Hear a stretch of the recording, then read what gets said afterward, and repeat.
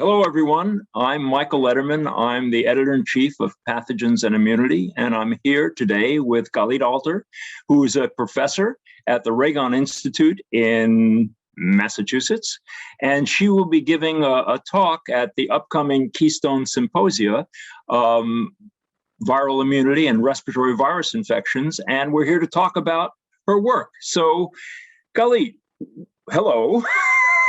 Hi, Mike. Nice to see you. Good to see you too. And why don't you start off by telling us a little bit about your presentation?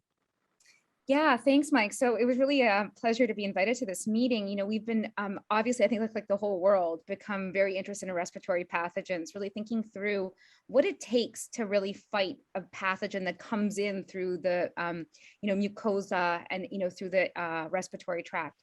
And really thinking about the differences of immune functions that elicit or exist in those places, right? Where, you think about the upper respiratory tract being kind of a barren wasteland of immune cells, but then when you go deep into the lungs, you have all this like magical circulation that brings in different types of, immune cells to play a part in the battle against pathogens. As you know, my research really begins with this idea that antibodies do more than just bind and block pathogens. And what we really care about is how antibodies act as, molecular beacons that tell innate immune cells and other immune cells to come and recognize that there is something aberrant, within a tissue or in a particular compartment. And then those antibodies then provide instructions on how those antibody opsonized targets can be destroyed.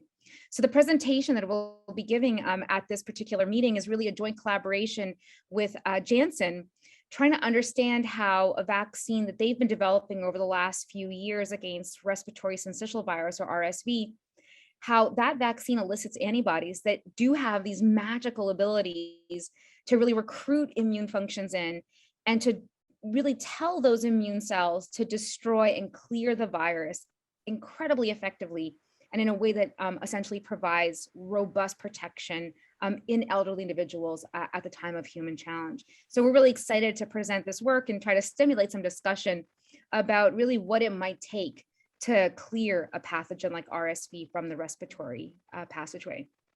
That's great. So let's talk a little bit about those antibodies. And I know you spent a lot of time thinking about post-translational modification of these antibodies and how they differentially affect function. Who decides what kind of post-translational modification there will be on a particular antibody in a particular cell? So nobody knows, right? I have my theories, of course, and as you imagine, I have lots of theories. But I'd like to hear them. Yeah. Too. I can tell you like some of the really neat, observations we made over the last, 2 years, really because of so many different experimental vaccines going into animals and even into humans for COVID. But our suspicion, right, is that B cells are getting instructions, and they're getting instructions from different innate immune cells like dendritic cells and other cells that are kind of seeing the patterns that are coming in from the pathogen or vaccine that's coming in, and those DCs are then probably priming different types of CD4 helper responses that are really tuned to trying to direct the immune system to is this a bacteria, is this a virus, is this a parasite, should I make antibodies that fight pathogens differently in the gut versus the blood versus the brain. And so there are these instructions coming in from the DCs and the T helper cells that we believe is really helping to inform the B cells on what flavors of antibodies those B cells need to start making once they convert into these antibody secreting factories. Now, what's really interesting is from work we did with Bali over the pandemic, where he used different adjuvants to try to drive different kinds of immune responses to SARS-CoV-2. We saw that different adjuvants really were shaping these different flavors of antibodies. Right. Yeah, driving these different flavors of antibodies, right? So if you use like a emulsion, something that stimulates probably like these, TLR4-like molecules, you get lots of opsonophagocytic functions. But if you, put in something that triggered TLR7, that's like more viral-like, right, trying to, mimic those nucleic acids, then you would get this highly cytotoxic response. And so, just by tweaking and tuning the kind of pattern recognition, you're basically, pushing in the system, that already splits the B cells into these different types of glycosylation profiles that then lead to these different types of immunological functions. So that's really the first clue in how we've begun to think about this programming piece on the antibodies. That's just fantastic. So, in principle, one should be able at some point, if you know the right recipe, to sculpt the kind of antibody that you're most interested in for a particular vaccine, for example. Totally. I mean, I think we often think, that the adjuvant is there to program the right T cell response, but what we're not really paying attention to, it's also sculpting, I guess is the word you use, sculpting the antibody flavor that you're inducing through your immune response. And so ultimately, if we know the pathogen and the tissue where this activity is happening, one could pick the right adjuvant that not only gives you the right flavor of T cell immunity, but also would give you these antibodies that would have these magical abilities to bring in other immune cells to battle against the pathogen. I think we're scratching the surface, to be honest, right? So I want to just like put that out there. But I think that what we're seeing is that, for example, nucleic acid-based adjuvants really seem to provide those cues that tell the system that this is like a virus coming in kind of thing. And that virus specific flavor tells the B cells to make something that can kill an intracellular pathogen, including through the recruitment of NK cells that drive cytotoxicity. So that's one possibility. The other possibility is that we see that, for example, viral vectors act as really great stimulants of these ADCC inducing antibodies, and potentially at a superior level compared to protein-based vaccines or other types of modalities. So it's clear that there is something about those inflammatory signals we deliver at the time of programming, right? And if it's more viral-like, then we end up making more of these cytotoxic antibodies. So that is, I think, the easy answer to your question. But again, I think that we're just scratching the surface, and we're just beginning to truly understand how this conditioning can be leveraged. Oh, that's fantastic. Is there a difference in the maturation state of the B cell in terms of what sorts of flavors of antibody it can make beyond the early IgM response, for example? Once we get to an IgG, does maturation state play a difference? Yeah, right. So that's an interesting question. So in the lifespan of a B cell, right? So the B cell will come in, will get some cues in the germinal center, and even outside the germinal center, will kind of learn about what flavor of subclass or isotype or glycosylation it probably needs based on the inflammatory cues it gets from the other immune cells in the environment.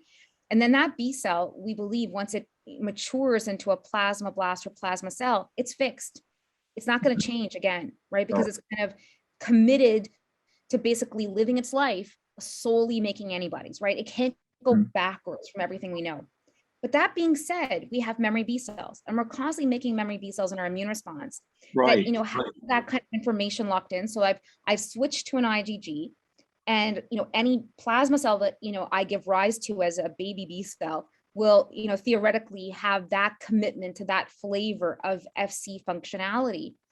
But when that memory B cell recirculates and gets activated again, it can make more decisions, right? It can get additional cues that could help it refine the flavor of that FC functionality. And then those new baby B cells that it produces will then potentially have the capability of changing the shape or changing the flavor of that immune response, of that antibody flavor. And we see that, right, with heterologous prime boosting. This is what is so interesting about, all these people who are mixing and matching now, is that we see that who get two mRNAs have kind of one flavor of antibody. People who get an ad and then an mRNA have a different flavor.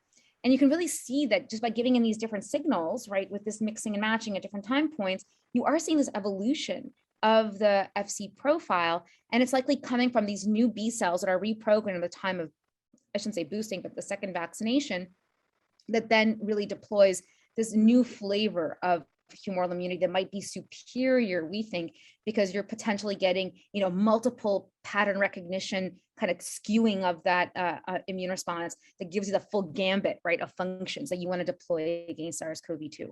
So we do have these amazingly effective vaccines that were developed incredibly rapidly, and yet there's such vaccine hesitancy in some parts of our population.